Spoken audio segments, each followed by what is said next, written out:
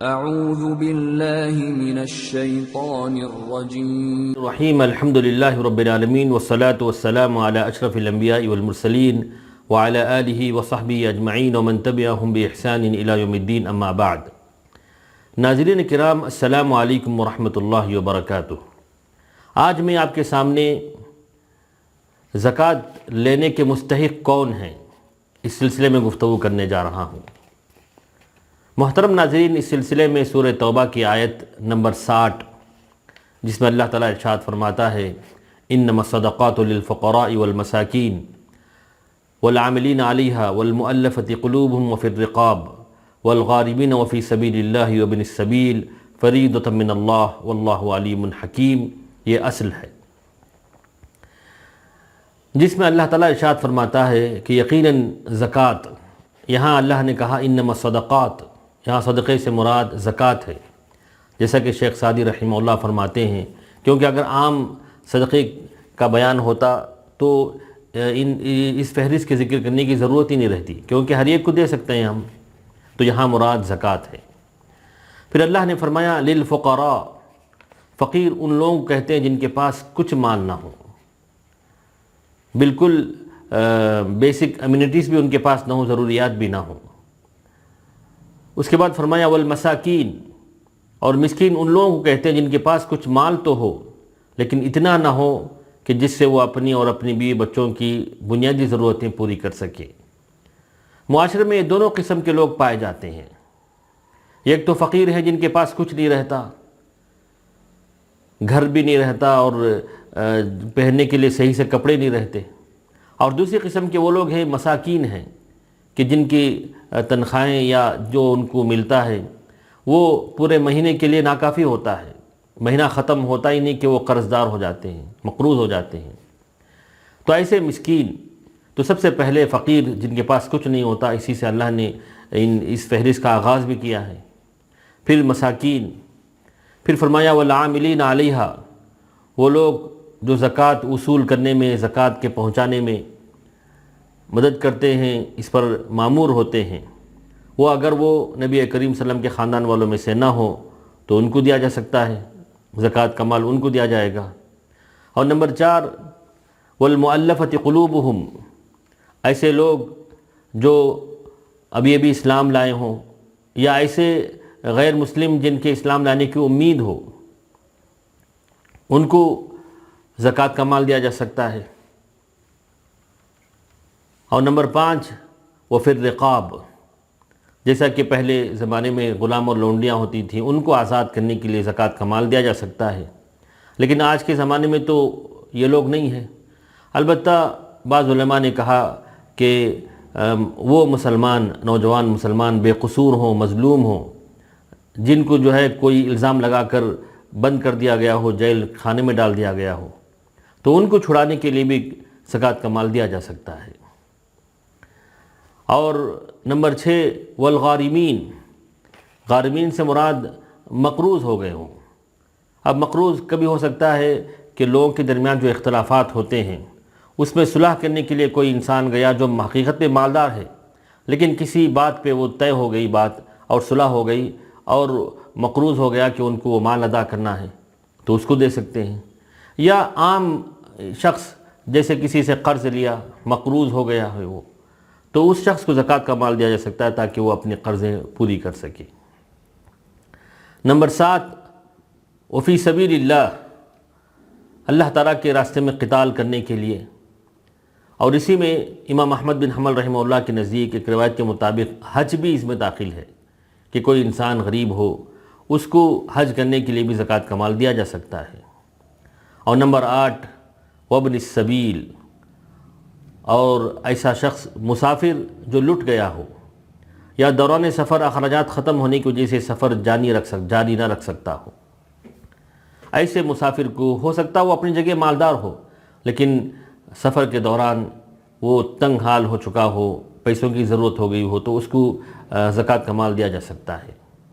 یہاں ایک بات غور کرنے کی ہے کہ آج کل ہم جو دیکھتے ہیں کہ لاک ڈاؤن کی وجہ سے کئی گھرانے ایسے ہیں جو بھوک مری کا شکار ہیں، جن کے پاس کھانے کے لیے کچھ نہیں ہے۔ اپنی جگہ وہ مالدار ہیں زیورات ہو سکتے ان کے پاس ہوں، گھر کی ملکیت ہو، لیکن یہ جا کر بیچ بھی نہیں سکتے، اور کبھی ان کے پاس پیسے آ جائیں تو اناج خرید بھی نہیں سکتے ہیں۔ تو اس سلسلے میں ہمارے ایک ساتھی نے شیخ البانی رحمہ اللہ کے شاگرد شیخ علی حسن سے کانٹیکٹ کر کے ان سے پوچھا کہ کیا ان کو ابن السبیل میں ہم داخل کر سکتے ہیں، کہ مالدار ہیں اپنی جگہ لیکن لاک ڈاؤن کی وجہ سے، جو وائرس کی وجہ سے لاک ڈاؤن کیا گیا ہے، وہاں پریشان ہیں، کچھ ان کے پاس نہیں ہے کھانے کے لیے، تو کیا ان کو ہم اس زمرے میں شامل کر سکتے ہیں؟ تو انہوں نے کہا کہ کوئی حرج کی بات نہیں ہے۔ تو آج کل لاک ڈاؤن کی وجہ سے جو پریشانیاں ہیں، اچھے کھاتے پیتے خاندان بھی جن کے پاس راشن نہیں ہے، کھانے پینے کے لیے نہیں ہے، ان کو ہم زکوٰۃ کا مال دے سکتے ہیں۔ تو مذکورہ مستحقین زکوٰۃ کے علاوہ کسی کو ہم زکوٰۃ کا مال نہیں دے سکتے، کیونکہ اللہ تعالیٰ نے یہاں کہا انما، کہ صرف انہی لوگوں کو ہم زکوٰۃ کا مال نہیں دے سکتے ہیں۔ مساجد کی تعمیر کے لیے، مدرسوں کی تعمیر کے لیے، یا کسی ٹی وی چینل کو جو ہے ہم آگے بڑھانے کے لیے، ایسے مقاصد کے لیے جو کہ گرچہ نیکی کا کام ہے، اس میں ہم اپنا دوسرا مال دیں، لیکن زکوٰۃ کا مال اس میں ہم شامل نہ کریں، کیونکہ 8 جو مصارف ہیں اس کو جو ہے یہاں قید کر دیا گیا انما کے ذریعے کہ یہی لوگوں کو دیا جانا چاہیے۔ اب میں آپ کے سامنے وہ مسائل جن کا تعلق زکوٰۃ ہی سے ہے کہ کن لوگوں کو دیا جانا چاہیے، وہ میں آپ کے سامنے بیان کرنے جا رہا ہوں۔ اس میں سب سے پہلا مسئلہ کہ مذکورہ مستحقین جو 8 مصارف ہیں، کیا ان ساروں کو دیا جانا ضروری ہے؟ ایسی کوئی بات نہیں ہے۔ ان میں سے اگر آپ صرف فقیر کو دے دیتے ہیں یا صرف مسکین ہی کو دے دیتے ہیں تو آپ کی زکوٰۃ ادا ہو جائے گی انشاءاللہ۔ دوسرا مسئلہ یہ کہ مستحقین جو ہم نے ذکر کیا وہ اگر ہمارے اپنے رشتہ داروں میں مل جائیں تو بڑی اچھی بات ہے، تو ان کو سب سے پہلے دیا جانا چاہیے، اور اس وقت زکوٰۃ کا بھی فائدہ آپ کو ثواب ملے گا اور آپ کو رشتہ داری کا حق جتانے کا بھی ثواب ملے گا۔ اور تیسری بات یہ کہ وہ لوگ جو ہماری کفالت میں ہیں، جیسے ہمارے بیوی بچے ہیں، ماں باپ ہیں، ان کو ہم زکوٰۃ کا مال نہیں دے سکتے ہیں کیونکہ وہ ہمارے زیر کفالت ہیں۔ ہاں البتہ ہمارے بھائی بہن جو دوسرے ہیں جو علیحی ہیں تو ان کو ہم زکوٰۃ کا مال دے سکتے ہیں، اور ان کو دینے سے جیسا کہ میں نے کہا کہ ڈبل ثواب ہم کو ملتا ہے۔ اور چوتھی بات، بیوی شوہر کو زکوٰۃ کا مال دے سکتی ہے، کیونکہ بیوی پر یہ لازم نہیں ہے کہ وہ اپنے شوہر پر خرچ کرے، وہ دے سکتی ہے، اس کے وہ مالدار ہے، وہ اپنے شوہر پر زکوٰۃ کا مال خرچ کر سکتی ہے، لیکن شوہر اپنے مال کی زکوٰۃ بیوی کو نہیں دے سکتا، کیونکہ شوہر پر یہ واجب ہے کہ وہ اپنی بیوی پر خرچ کرے۔ اور نمبر 5، جیسا کہ میں نے بتایا کہ کسی کافر اور مشرک کو زکوٰۃ کا مال نہیں دے سکتے۔ ہم جو زکوٰۃ کا مال دیں گے صرف مسلمانوں کو۔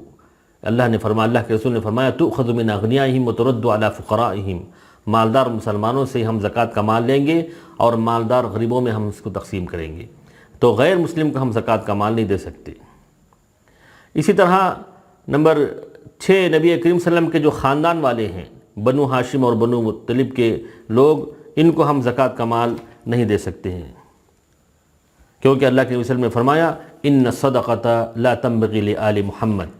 کہ آل محمد کے لیے زکوٰۃ کا مال درست دینا جائز نہیں ہے۔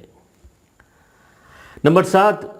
ابھی زکوٰۃ کا مال جیسے کہ میں نے ذکر کیا کہ سال ختم ہونے پر زکوٰۃ واجب ہوتی ہے۔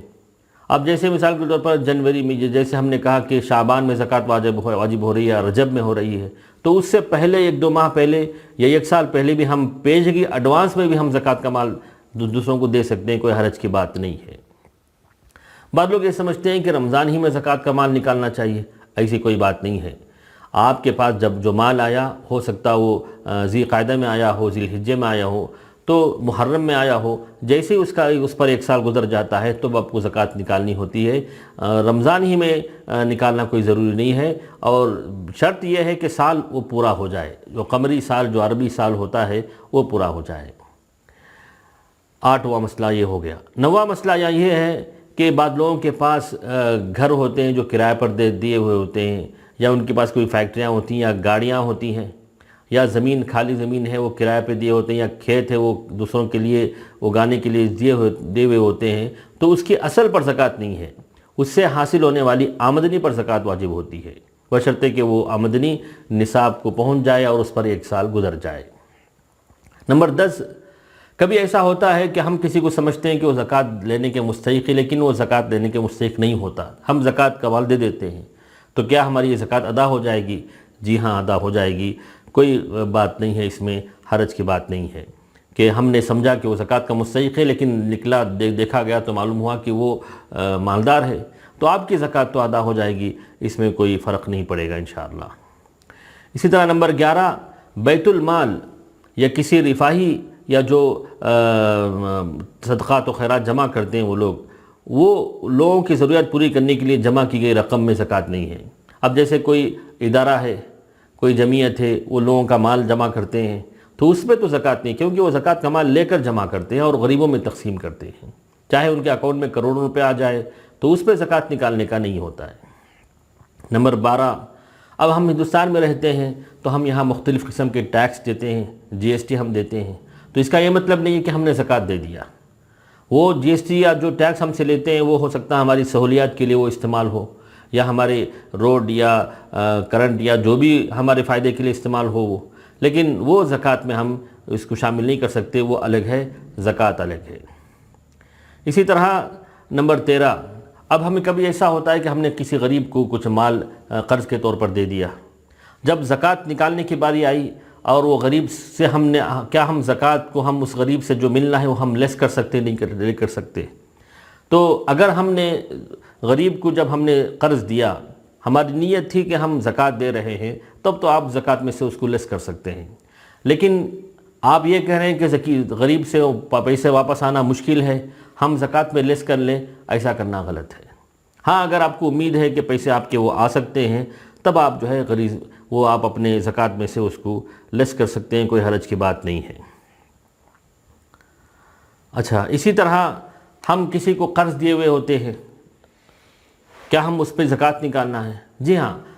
قرض جو ہے 2 قسم کا ہے، آپ نے جن کو دیا وہ قرض واپس ہونے کی امید ہے، جیسے آپ پوچھیں گے وہ قرض آپ کو مل جائیں گے واپس، تو اس میں بھی آپ کو ہر سال اپنے مال میں سے انکلوڈ کر کے اس کو زکوٰۃ نکالنا ہے۔ لیکن کبھی آپ نے ان کو دے دیا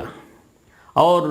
وہ آدمی دے نہیں رہا ہے، واپس نہیں کر رہا ہے، سال ہو گیا، 2 سال ہو گیا، 4 سال ہو گئے، پیسے نہیں آ رہے ہیں، تو آپ کو نکالنے نہیں ہے۔ ہاں، جب وہ واپس آ جائے پیسے مکمل، تب آپ کو اس وقت نکالنی ہوگی زکوٰۃ۔ اسی طرح آخری بات جو میں اس متعلق سے کہنے جا رہا ہوں وہ یہ کہ مال میں واجبی زکوٰۃ کے علاوہ بھی غریبوں اور مسکینوں کا حق ہوتا ہے، جو نفل خرچ کے طور پر جو ہے دیا جانا چاہیے۔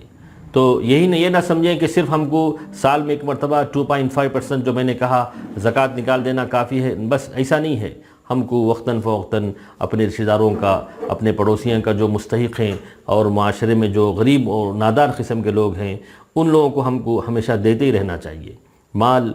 جب ہم جتنا مال دیں گے اس کی وجہ سے ہمارا مال کم نہیں ہوگا، ہمارا مال بڑھتا ہی رہے گا، اللہ تعالیٰ کے ہاں ہمارے اکاؤنٹ میں نیکیاں لکھی جاتی رہیں گی۔ اللہ تعالیٰ سے دعا ہے کہ اللہ تعالیٰ ہمیں زکوٰۃ کے مسائل کو سمجھنے اور اس کے مطابق زکوٰۃ ادا کرنے کی توفیق نصیب کرے۔ وآخر دعوانا الحمدللہ رب العالمین وصلی اللہ علی نبینا محمد۔